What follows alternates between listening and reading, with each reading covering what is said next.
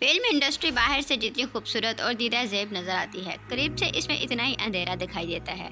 यहाँ चढ़ते सूरज को सलाम किया जाता है तो डूबते सूरज को सब भूल जाते हैं। बॉलीवुड में ऐसे कई सितारे थे जिन्होंने अपने अपने दौर में फिल्मी पर्दे और स्टेज पर राज किया, लेकिन वक्त का पहिया ऐसा घुमा कि इनका सितारा भी डूब गया। वो सड़क पर आ गए, कुछ भीख मांगने लगे और कुछ लोगों के घरों में नौकर बन गए। इसी दौरान कुछ चोरी पर उतर आए। आज हम आपको बॉलीवुड के ऐसे ही मशहूर शख्सियात के बारे में बताने जा रहे हैं जिन्होंने स्टारडम तो बहुत हासिल किया लेकिन कामयाबी हासिल ना कर सके। इनके अर्श से फर्श तक आने की कहानी चुका देने वाली है। आए इसके बारे में जानते हैं।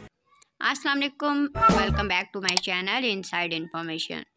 गाइस, अगर आपको वीडियो पसंद है तो प्लीज़ लाइक कीजिएगा और अगर आपने हमारा चैनल सब्सक्राइब नहीं किया तो प्लीज़ सब्सक्राइब। बॉलीवुड की पूरी दुनिया में बहुत धूम है, इस कदर के बाज़ औक़ात आंखें भी अंधी हो जाती हैं और इंसान अपना मुस्तकबिल साफ नहीं देख सकता। यही वजह है कि यहाँ कुछ अदाकारों को रातों रात शोहरत तो मिल जाती है लेकिन वो ज़िंदगी में कामयाब नहीं हो पाते।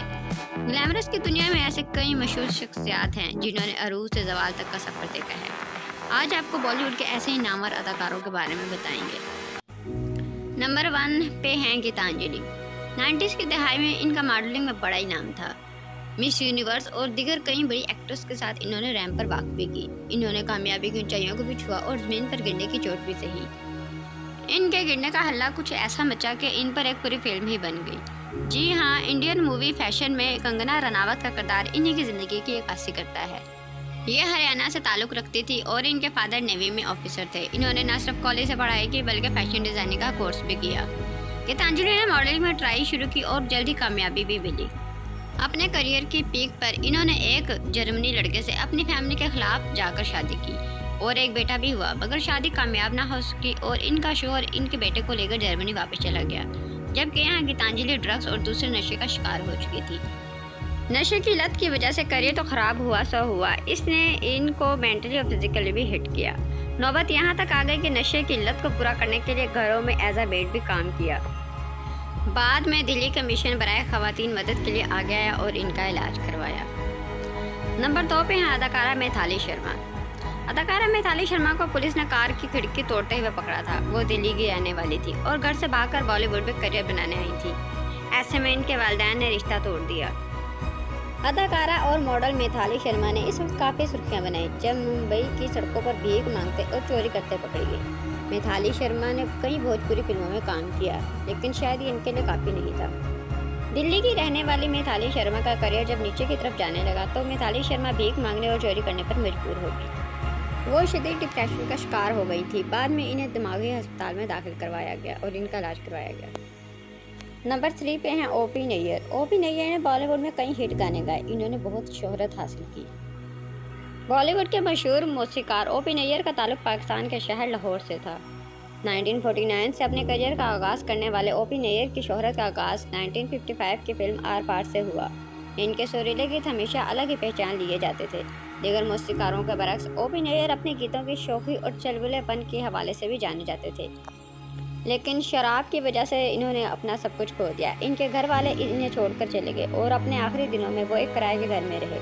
कहा जाता है कि अगर कोई इनका इंटरव्यू करना चाहता तो वो इससे शराब के लिए पैसे मांगते थे। इन्होंने 2007 में अपनी आखिरी सांसें ली। नंबर 4 पे हैं भारत भूषण। एक भारतीय अदाकार, स्क्रिप्ट राइटर और प्रोड्यूसर थे। वो 1952 की फिल्म बीजू बावरा में अपने किरदार की वजह से मशहूर हुए। वो मेरठ में पैदा हुए। इनकी परवरिश अलीगढ़ उत्तर प्रदेश में हुई। इन्होंने बहुत नाम, शोहरत और पैसा कमाया। मुंबई में इनके कई फ्लैट थे लेकिन पैसा न बचाने की आदत ने इनकी हालत ख़राब कर दी। अपने आखिरी दिनों में वो एक कमरा घर लेने पर मजबूर थे और एक फिल्म स्टूडियो में चौकीदार के तौर पर काम करते थे। इनका इंतकाल 1992 में हुआ। नंबर 5 पे हैं ए.के. हिंगल। इनका पूरा नाम अवतार कृष्ण हिंगल था। इनकी पैदाइश एक कश्मीरी पंडित के ख़ानदान सियालकोट में हुई। वो बचपन में थिएटर में काम किया करते थे। इनका क़याम पेशावर में भी रहा है। इन्होंने तकरीबन 225 फिल्मों में काम किया है। इन्होंने कुछ अर्सा दर्जे का काम भी किया है। हिंगल ने भारतीय आज़ादी की जद्दोजहद में बरतानवी साम्राज्य के खिलाफ हिस्सा भी लिया था। अपने वालिद के रिटायरमेंट के बाद इनका कुनबा पेशावर से कराची मुंतकिल हो गया था और इन्हें 3 साल की कैद भी हुई थी। भारत की तकसीम के बाद इनको जेल से रिहाई मिली और वो मुंबई शिफ्ट हो गए। अपने फिल्मी करियर का आगाज़ इन्होंने खासी ताख़ीर से किया था और ज़्यादातर बूढ़ों और उम्र रसीदा किरदार अदा किए। फिल्म शोले में इनका इमाम मस्जिद का किरदार नाकाबिले फरामोश है। इन्होंने फिल्मों में ज़्यादातर मुस्बत किरदार अदा किए। इसके बावजूद इन्होंने अपनी ज़िंदगी के आखिरी अयाम बड़ी कशमकश और गुर्बत में गुजारे।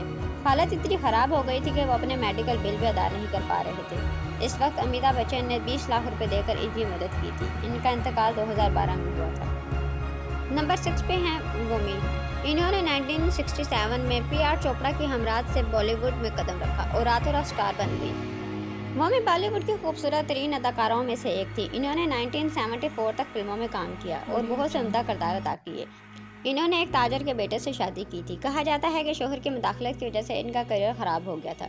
यही नहीं, वोमी के शोहर की जानिब से जिस्मानी इस्तेसाल की भी कई खबरें सामने आई, जिसकी वजह से वो अपने शोहर से अलग हो गई। इन्होंने अपना टेक्सटाइल का एक कारोबार भी शुरू किया था, लेकिन वो चल नहीं सका। पैसे की कमी और करियर ख़राब होने की वजह से इन्होंने खुद को नशे में डुबो लिया।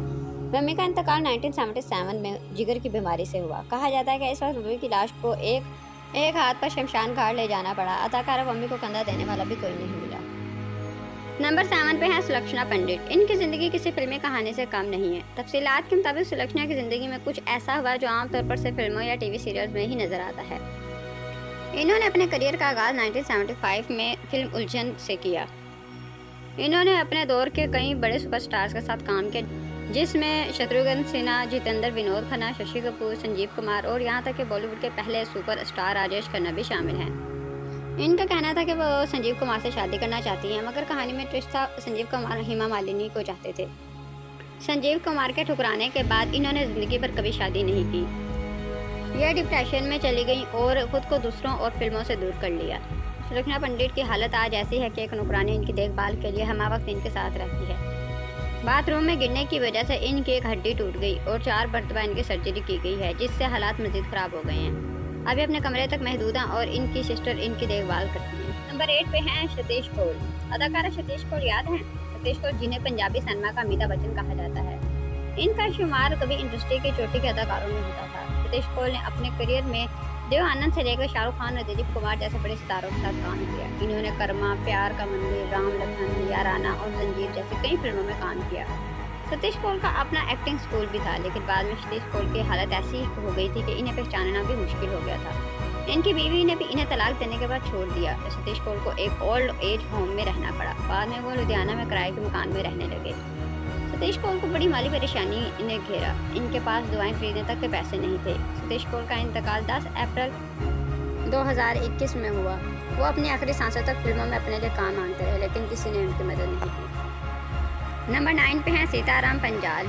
पपली लाइव और पान सिंह तोमर जैसी फिल्मों में काम करने वाले अदाकार सीताराम पंजाल की तबीयत भी बिगड़ गई थी। वो गुर्दे और फेफड़ों के मसाइब में मुब्तला थे। इलाज के लिए पैसे नहीं थे। इन्होंने सोशल मीडिया के जरिए मदाहों से मदद की अपील की। इनका इंतकाल 2017 में हुआ था। नंबर 10 पे हैं भगवान दादा। भगवान दादा का असल नाम भगवान आभाजी पालवा, जिसे भगवान दादा के नाम से जाना जाता है, ने फिल्म मुजरिम से बॉलीवुड में कदम रखा। गीता बाली के साथ इनकी फिल्म अलबेला सुपरहिट रही। शोला जो भड़के गाना आज भी मकबूल है। इन्होंने अपनी ज़िंदगी एक बादशाह की तरह गुजारी। झमेला और लबेला जैसी फिल्मों ने इनको ख्वाब चकनाचूर कर दिए और इन्हें अपना जोहो का बंगला और यहाँ तक के 7 कारें भी बेचनी पड़ी, जो हफ्ते के मुख्तलिफ दिनों में इस्तेमाल करते थे। भगवान दादा बहुत ही खुश मिजाज इंसान थे। जहाँ भी मौजूद होते थे वहाँ के माहौल को खुशगवार बना दिया करते थे। हंसते हंसाने का फन इन्होंने अपनी अदाकारी में खूब बखेरा। इनका ये अंदाज आज भी मदाहों की यादों में तरोताज़ा है। भगवान दादा की पैदाइश साल 1913 में मुंबई में एक मतवास तबके से ताल्लुक़ रखते थे। इनके वालिद फैक्ट्री में काम करते थे। इनका बचपन ही से रुझान फिल्मों की जानिब था। वो एक अदाकार बनना चाहते थे। पे दर पे कई फिल्में नाकाम होने के बाद इन्हें फिल्म इंडस्ट्री में काम मिलना बंद हो गया और नौबत यहाँ तक आ गई कि जो हिदायतकार और प्रोड्यूसर भगवान दादा को अपनी फिल्मों में लेने के लिए कतार में खड़े रहते थे, इन्होंने भी इनसे मुंह मोड़ लिया। उन्हें आखिरी अय्याम में एक किराए के मकान में रहते थे और 2002 में दिल का दौरा पड़ने से इंतकाल कर गए। आज के लिए इतना ही। मिलते हैं नेक्स्ट वीडियो में इंशाल्लाह।